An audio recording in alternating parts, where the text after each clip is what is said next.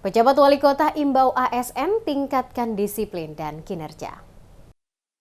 Penjabat Wali Kota Ambon, Domingus N. Kaya, kembali mengingatkan ASN dan non-ASN di lingkup pemerintah Kota Ambon perlu meningkatkan kedisiplinan. Hal tersebut disampaikan penjabat Wali Kota usai memimpin apel pagi di halaman parkiran belakang Balai Kota pada Senin 15 Juli 2024. Kaya menyesalkan beberapa waktu lalu ketika dilakukan inspeksi dadakan atau sidak oleh Satuan Polisi Pamung Praja Satpol PP. Masih kedapatan beberapa ASN yang berada di rumah kopi dan telah diambil tindakan. Dirinya berharap ke depan tidak ada lagi ASN maupun non-ASN yang kedapatan masih berada di rumah kopi maupun berkeliaran di luar jam kantor. Dan jika kedapatan akan diberikan sanksi tegas sesuai aturan ASN.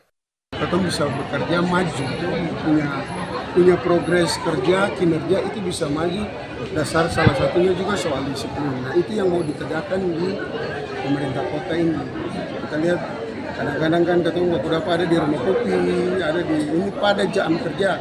Atau saya melarang mereka untuk ada di rumah kopi ataupun belanja tapi lakukanlah itu ketika di luar jam kerja, karena kan analoginya orang jam kerja ya harus ada di tempat kerja.